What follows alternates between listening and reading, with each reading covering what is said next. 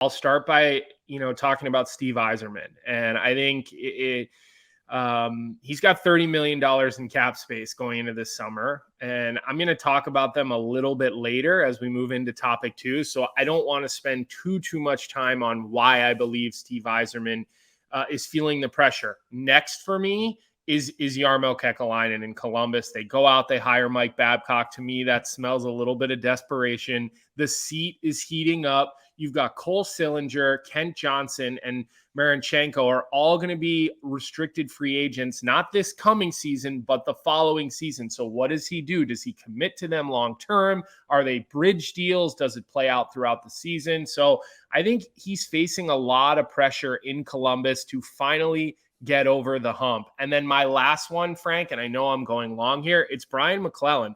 They go out and hire a rookie head coach. They're bringing back almost the same team as of now. Okay, there's only 2 forwards on their roster that are technically unsigned, and most of their decor as well. They've got $7 million in cap space. What are they going to do with Tom Wilson and Mantha? Both of those contracts expire after next year. Ovechkin's not getting any younger, so they're kind of in this influx position, and I believe that he's got to kind of get things turned around and really savage the final years for Alexander Ovechkin. Yeah, agree with you, but I'm going to throw 2 different names at you. One is Kevin Cheveldayoff of the Winnipeg Jets. We know the turmoil that exists there right now in terms of moving out some of those pieces.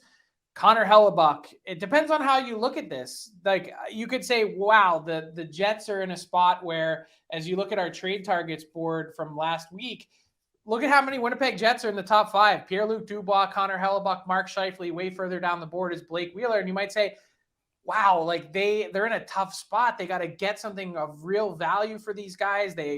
Some of them want to leave, don't want to be here anymore. And you're looking at it and saying, that could be a tough spot to be in, or it could be a significant opportunity with the premier young center on the market, with the premier goalie on the market in Connor Hellebuck. To me, I think there's significant opportunity for the Jets, but then there's also pressure to get it right. So there's pressure in Winnipeg.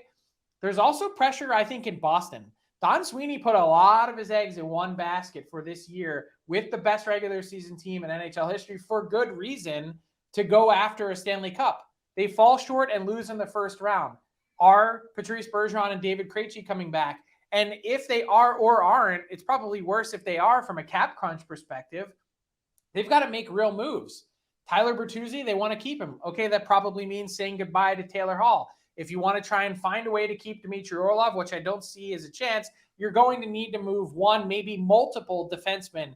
Mike Riley, Matt Grzelcyk. Do you have to move another guy that you've acquired? So you went all in, traded a lot of your futures, which makes sense, but there's real pressure now to take this Bruins team with Pasternak, with Hampus Lindholm, with some others, and put them on a path to success for next season